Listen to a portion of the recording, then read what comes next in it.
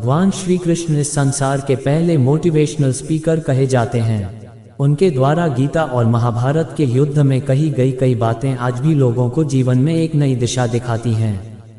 श्री कृष्ण ने कर्म, धर्म और व्यवहार से जुड़े कई ऐसे वचन दिए हैं जिन्हें जानकर आपको इस संसार में एक प्रेरणा के साथ जीने में मदद मिल सकती है।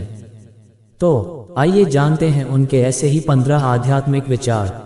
1. कर्म का फल व्यक्ति को उसी तरह ढूंढ लेता है जैसे कोई बछड़ा सैकड़ों गायों के बीच अपनी मां को ढूंढ लेता है। 2. मैं सभी जीवों में विद्यमान हूँ, मैं चींटी में भी विद्यमान हूँ और हाथी में भी विद्यमान हूँ।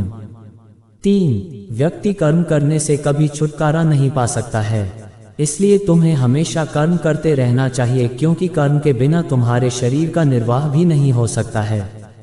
4. मन शरीर का हिस्सा है। सुख दुख का एहसास करना आत्मा का नहीं शरीर का काम है। मान अपमान, लाभ हानि, गम और खुशी सब मन का खेल है। 5. मैं हमेशा तुम्हारे साथ और तुम्हारे आसपास रहता हूँ चाहे तुम कुछ भी कर रहे हो।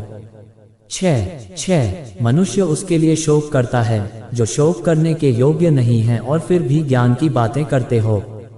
बुद्धिमान व्यक्ति ना जीवित और ना ही मृत व्यक्ति के लिए शोक करते हैं। 7. मोहग्रस्त होकर अपने कर्तव्य पथ से हट जाना मूर्खता है क्योंकि इससे ना तो तुम्हें स्वर्ग की प्राप्ति होगी और ना ही तुम्हारी कीर्ति बढ़ेगी। 8. निर्बलता अवश्य ईश्वर देता है परंतु मर्यादा मनुष्य का मन खुद निर्माण करता है। 9. विषयों का चिंतन करने से विषयों की आसक्ति होती है, आसक्ति से इच्छा उत्पन्न होती है और इच्छा से क्रोध होता है, क्रोध से सम्मोहन और अविवेक उत्पन्न होता है। 10. अमीर बनने के लिए एक एक क्षण संग्रह करना पड़ता है किंतु अमर बनने के लिए एक एक कण बांटना पड़ता है। 11. जन्म लेने वाले के लिए मृत्यु उतनी ही निश्चित है जितना कि मृत होने वाले के लिए जन्म लेना, इसलिए जो अपरिहार्य है उस पर शोक मत करो। 12. क्रोध से भ्रम पैदा होता है, भ्रम से बुद्धि व्यग्र होती है और जब बुद्धि व्यग्र होती है तब तर्क नष्ट हो जाता है, जब तर्क नष्ट होता है तब व्यक्ति का पतन हो जाता है। 13. धर्म युद्ध में कोई भी व्यक्ति निष्पक्ष नहीं रह सकता है।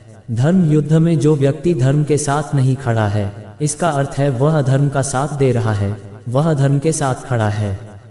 14. अगर कोई मनुष्य हमारे साथ बुरा कर रहा है तो उसे करने दो, यह उसका कर्म है और समय उसके कर्म का फल उसे जरूर देगा, लेकिन हमें कभी भी किसी के साथ बुरा नहीं करना चाहिए क्योंकि यही हमारा धर्म है।